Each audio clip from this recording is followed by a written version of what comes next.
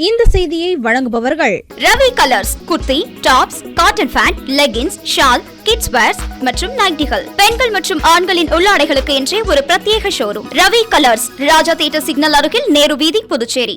வணக்கம். முக்கிய செய்திகள். சாரம் பகுதியில் விஷவாயு தாக்கி தம்பதியினர் மருத்துவமனையில் அனுமதி. புதுச்சேரியில் தொடரும் பதற்றம். புதுச்சேரியில் வீட்டு உபயோக மின் கட்டணம் உயர்வு ஜூன் 16ஆம் தேதி முதல் அமல்.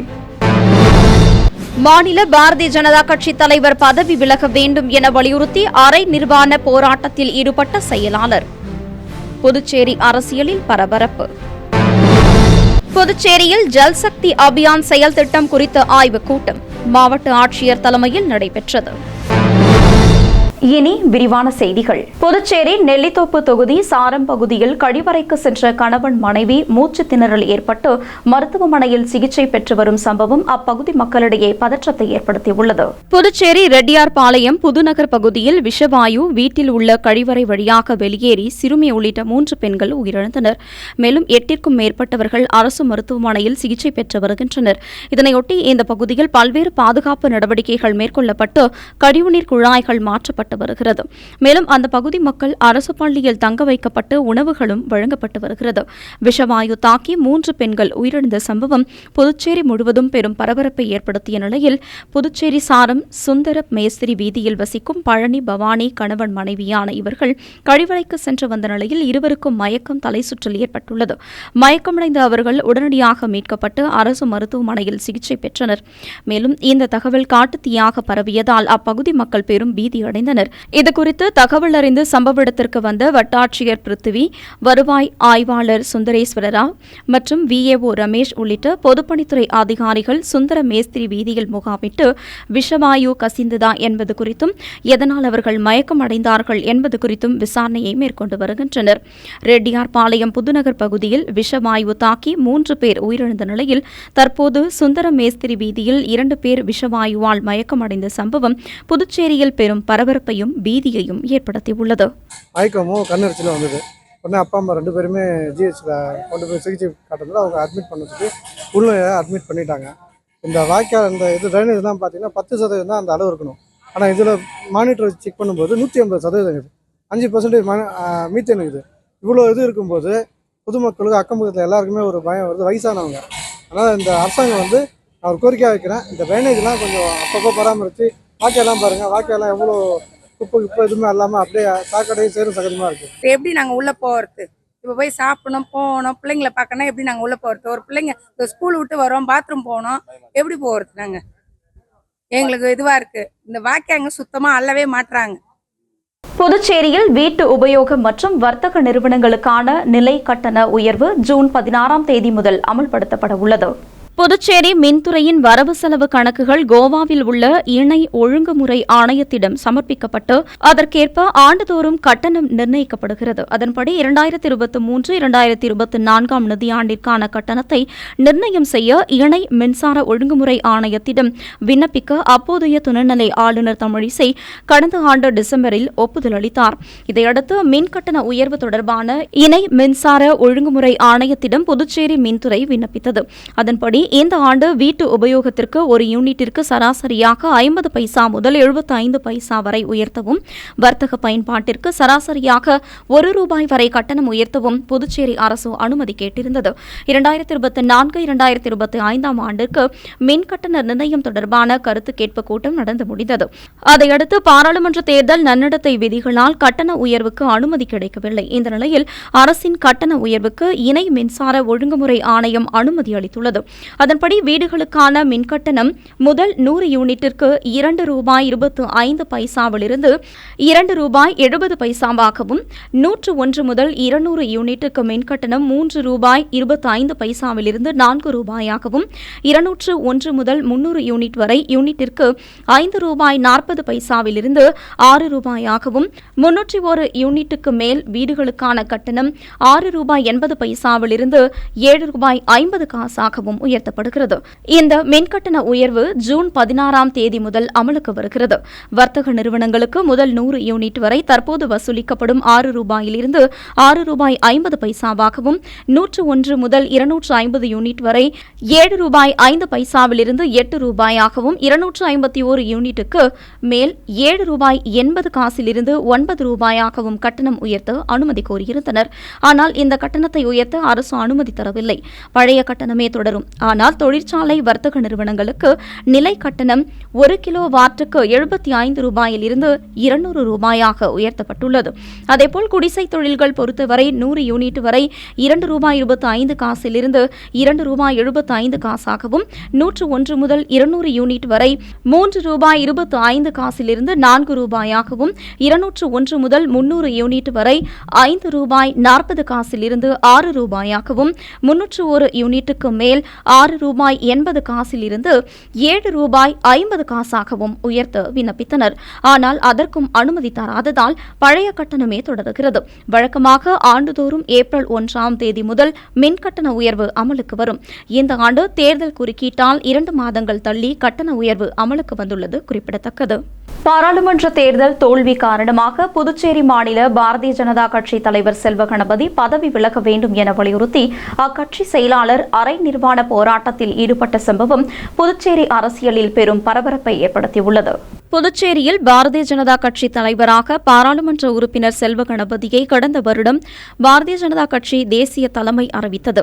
இந்நிலையில் பாஜக தலைவராக செல்வ கணபதி தேர்ந்தெடுக்கப்பட்ட பின் அவருக்கு வேண்டியவர்கள் மற்றும் அவரது ஆதரவாளர்களுக்கு தொடர்ந்து கட்சியின் முக்கிய பதவிகள் அளிக்கப்பட்டு வருவதாகவும் நீண்ட காலமாக கட்சியில் இருந்த பலர் புறக்கணிக்கப்படுவதாக பல்வேறு குற்றச்சாட்டுகள் எழுந்த நிலையில் இதுகுறித்து பாரதிய ஜனதா கட்சி தேசிய தலைமையிடமும் தொடர்ந்து புகார் அளிக்கப்பட்டது. இந்நிலையில் பாஜக மாநில தலைவர் செல்வ கணபதி எம்பி தலைமையில் பாராளுமன்ற தேர்தலை சந்தித்தது. அதன்படி தேசிய ஜனநாயக கூட்டணி சார்பில் உள்துறை அமைச்சர் நமச்சிவாயம் பாஜக வேட்பாளராக போட்டியிட்டார். இந்தியா கூட்டணி சார்பில் காங்கிரஸ் தலைவர் வைத்திலிங்கம் போட்டியிட்டார். இதில் 1,60,000 வாக்குகள் வித்தியாசத்தில் வைத்திலிங்கத்திடம் பாரதிய ஜனதா கட்சி வேட்பாளர் நமச்சிவாயம் தோல்வியடைந்தார். இது கட்சியின் இடையே மிகப்பெரிய கொந்தளிப்பை ஏற்படுத்தியது. இதுவரை பாராளுமன்ற தேர்தலில் ஆளும் கட்சி வேட்பாளரை வெற்றி பெற்ற நிலையில் தற்போது எதிர்க்கட்சியில் உள்ள காங்கிரஸ் வேட்பாளர் வெற்றியடைந்தது அக்கட்சியில் பெரிய அதிர்ச்சியை ஏற்படுத்தியது. இதன் காரணமாக தொடர்ந்து பாரதிய ஜனதா கட்சி மாநில தலைவர் செல்வ கணபதி எம்பிக்கு எதிராக பாஜகவினர் குரல் கொடுக்க தொடங்கினர். அதன்படி பாஜக மாநில தலைவர் செல்வ கணபதி பாராளுமன்ற தேர்தலில் நமச்சிவாயம் வெற்றிக்கு முழுமையாக பாடுபடவில்லை. தொகுதி வாரியாக நிர்வாகிகளை சிறப்பாக செயல்படவும் விடவில்லை. தலைவர் என்ற போர்வையில் தன்னிச்சையாக செயல்பட்டார். கட்சி நிர்வாகிகளிடம் எந்தவித ஆலோசனையும் தொகுதி வாரியாக கேட்கப்படவில்லை. அவருக்கு வேண்டியவர்கள் மூலம் மட்டுமே கட்சி பணி செய்து வருவதாக அடுக்கடுக்காக குற்றச்சாட்டுகளை வைத்தனர். இத்தகைய சூழ்நிலையில் பாஜக மாநில செயலாளர் ரத்தினவேல் கட்சி தலைமை அலுவலகத்திற்கு மேல் சட்டை இல்லாமல் அரை நிர்வாணமாக சென்று கூட்டரங்கின் மேடையில் அமர்ந்து கொண்டு உடனடியாக அவர் பதவி விலக வேண்டும் என்று கட்சி மேலிடம் உடனடியாக நீக்க வேண்டும் என்று வலியுறுத்தி கோஷங்களை எழுப்பியவாறே அமர்ந்திருந்தார். அவரை அங்கிருந்த பாஜக நிர்வாகிகள் சமாதானப்படுத்த முயற்சி செய்தும் தொடர்ந்து அவர் போராட்டத்தில் ஈடுபட்டதால் நிர்வாகிகள் அங்கிருந்து அவரை அப்புறப்படுத்தி காரில் ஏற்றி அனுப்பி வைத்தனர். திடீரென பாரதிய ஜனதா கட்சி தலைமை அலுவலகத்தில் கட்சி தலைவரை மாற்ற வேண்டும் என பாஜக அரை நிர்வாணம் போராட்டம் நடத்தியது புதுச்சேரி அரசியலில் பெரும் பரபரப்பை ஏற்படுத்தியுள்ளது. உடனே கட்சி தலைமை அலுவலகத்திற்கு உள்துறை அமைச்சர் நமச்சிவாயம் மற்றும் சபாநாயகர் செல்வம் உள்ளிட்ட முக்கிய கட்சி நிர்வாகிகள் ஒருவர் பின் ஒருவராக வந்தது மேலும் பரபரப்பை ஏற்படுத்தியது. புதுச்சேரியில் ஜல் சக்தி அபியான் திட்டத்தினை செயல்படுத்துவதற்கான செயல் திட்டத்தை தயாரிப்பது குறித்த ஆய்வுக் கூட்டம் மாவட்ட ஆட்சியர் அலுவலகத்தில் நடைபெற்றது. மத்திய அரசின் ஜல் சக்தி அமைச்சகம் மூலம் செயல்படுத்தப்படும் ஜல் சக்தி அபியான் திட்டத்தினை புதுச்சேரியில் செயல்படுத்துவதற்கான செயல் திட்டத்தை தயாரிப்பது குறித்த ஆலோசனைக் கூட்டம் மாவட்ட ஆட்சியர் குலோத்துங்கன் தலைமையில் மாவட்ட ஆட்சியரகத்தில் உள்ள கருத்தரங்க கூடத்தில் நடைபெற்றது. இக்கூட்டத்தில் புதுச்சேரியில் உள்ள நீர்நிலைகளை தூர்வாரி சுத்தம் செய்வது, நிலத்தடி நீரை உயர்த்தும் வகையில் கைவிடப்பட்ட மற்றும் பயன்பாட்டில் இல்லாத ஆழ்துளை கிணறுகளை மீட்டு மறு உருவாக்கம் செய்வது, மாநில வருவாய் பதிவேடுகளில் நீர்நிலைகளில் புவி குறியீடலை சேர்ப்பது, நீர்நிலைகளை சுற்றியுள்ள நீர்பிடிப்பு பகுதிகளில் காடு வளர்ப்பை தீவிரப்படுத்துவது மற்றும் சிறிய நதிகளுக்கு புத்துயிர் அளித்தல் ஆகியவை குறித்து விரிவாக ஆய்வு செய்யப்பட்டது. கூட்டத்தில் உள்ளாட்சித்துறை இயக்குநர் சக்திவேல், புதுச்சேரி நகராட்சி ஆணையர் கந்தசாமி, உழவர்கரை நகராட்சி ஆணையர் சுரேஷ்ராஜ், நில அளவை மற்றும் பதிவேடுகள் துறை இயக்குநர் செந்தில்குமார், பொதுப்பணித்துறை நீர்ப்பாசன கோட்ட செயற்பொறியாளர் ராதாகிருஷ்ணன், அரியாங்குப்பம், நெட்டப்பாக்கம், மண்ணாடிப்பட்டு, பாகூர் மற்றும் வில்லியனூர் ஆகிய கொம்யூன் பஞ்சாயத்துகளின் ஆணையர்கள் மற்றும் தொடர்புடைய பிற துறைகளின் அதிகாரிகள் கூட்டத்தில் கலந்து கொண்டனர். புதுச்சேரி நெல்லித்தோப்பு தொகுதிக்குட்பட்ட சாரம் பகுதி சுந்தரமேஸ்திரி வீதியில் விஷவாயு தாக்கப்பட்டு அரசு மருத்துவமனையில் சிகிச்சை பெறும் தம்பதியினரை அதிமுக மாநில செயலாளர் அன்பழகன் நேரில் சந்தித்து ஆறுதல் கூறினார். புதுச்சேரி ரெட்டியார்பாளையம் புதுநகர் பகுதியில் கழிவுநீர் சுத்திகரிப்பு நிலையத்திலிருந்து வெளியான விஷவாயுவால் 3 பெண்கள் உயிரிழந்தனர். கடந்த 3 நாட்களாக பதட்டமான சூழ்நிலையில் புதுச்சேரி இருந்து வரும் நிலையில் மேலும் சாரம் பகுதியைச் சேர்ந்த பழனி, பவானி தம்பதியினர் கழிவறைக்கு சென்றபோது மூச்சுத் திணறல் ஏற்பட்டு அரசு மருத்துவமனையில் சேர்க்கப்பட்டுள்ள சம்பவம் அப்பகுதியில் பெரும் பதற்றத்தை ஏற்படுத்தியுள்ளது. மேலும் அப்பகுதியில் உள்ள பாதாள சாக்கடைகளை சீரமைக்க வேண்டும் என அப்பகுதி பொதுமக்கள் அரசுக்கு கோரிக்கை வைத்துள்ளனர். இதனிடையே அரசு மருத்துவமனையில் சிகிச்சை பெற்று வரும் தம்பதியர்களை அண்ணா திராவிட முன்னேற்றக் கழக மாநில செயலாளர் அன்பழகன் நேரில் சந்தித்து ஆறுதல் கூறினார். மேலும் அவர்களுக்கு தேவையான சிகிச்சைகளை உடனடியாக அளிக்குமாறு மருத்துவர்களிடம் வலியுறுத்தினார். புதுச்சேரி கோரிமேடு அரசு ஆரம்ப சுகாதார நிலையத்தில் நடைபெற்ற உலக இரத்த தானம் செய்வோர் தின உறுதிமொழி ஏற்பு நிகழ்ச்சியில் ஊழியர்கள் பலர் கலந்து கொண்டனர். உலக இரத்த தானம் செய்வோர் தின உறுதிமொழி ஏற்பு நிகழ்ச்சி கோரிமேடு அரசு ஆரம்ப சுகாதார நிலையத்தில் நடைபெற்றது. சுகாதார உதவியாளர் சிவக்குமார் அனைவரையும் வரவேற்றார். ஹோமியோ மருத்துவர் அருணாச்சலம், பெண் சுகாதார மேற்பார்வையாளர் வாசுகி, சுகாதார ஆய்வாளர் லியோனா ஆகியோர் முன்னிலை வகித்தனர். நிலைய பொறுப்பு மருத்துவ அதிகாரி சித்ரா இரத்த தானம் செய்வதால் ஏற்படும் நன்மைகள் குறித்தும் ஊழியர்களிடையே எடுத்துரைத்தார். செவிலிய அதிகாரி பானு உலக இரத்த தானம் செய்வோர் உறுதிமொழியை வாசிக்க கோரிமேடு ஆரம்ப சுகாதார நிலைய சுகாதார ஊழியர்கள் அனைவரும் ஏற்றுக்கொண்டனர். நிகழ்ச்சியின் முடிவில் சுகாதார உதவியாளர் ஜெகநாதன் நன்றி கூறினார். புதுச்சேரி ரெட்டியார்பாளையம் புதுநகர் பகுதியில் ஏற்பட்ட விஷவாயு விபத்தை பேரிடராக கருத்தில் கொண்டு அனைத்து குடும்ப அட்டைதாரர்களுக்கும் நிவாரணத் தொகையாக 25,000 ரூபாய் வழங்க வேண்டும் என வழக்கறிஞர் சசிபாலன் வலியுறுத்தியுள்ளார். புதுச்சேரி உழவர்கரை சட்டமன்ற தொகுதி வழக்கறிஞர் சசிபாலன் வெளியிட்டுள்ள அறிக்கையில், உழவர்கரை சட்டமன்ற தொகுதிக்குட்பட்ட ரெட்டியார்பாளையம் புதுநகரில் விஷவாயு தாக்கி 3 பேர் இறந்த நிலையில் மேலும் பலர் மருத்துவமனையில் சிகிச்சை பெற்று வருகின்றனர். அங்கு வசித்த மக்கள் வீட்டிலிருந்து வெளியேற்றப்பட்டு அரசு பள்ளியில் முகாம் அமைத்து தங்க வைக்கப்பட்டுள்ளனர். இதன் காரணமாக அப்பகுதி மக்களின் இயல்பு வாழ்க்கை பெரிதும் பாதிக்கப்பட்டுள்ளது என்று தெரிவித்துள்ளார். எனவே புதுச்சேரி அரசு இதனை இயற்கை பேரிடராக கருத்தில் கொண்டு புதுநகர் பகுதியை சேர்ந்த அனைத்து குடும்ப அட்டைதாரர்களுக்கும் எந்தவித பாகுபாடும் இன்றி 25,000 ரூபாயை நிவாரண உதவியாக வழங்க வேண்டும் என்று தெரிவித்துள்ளார்.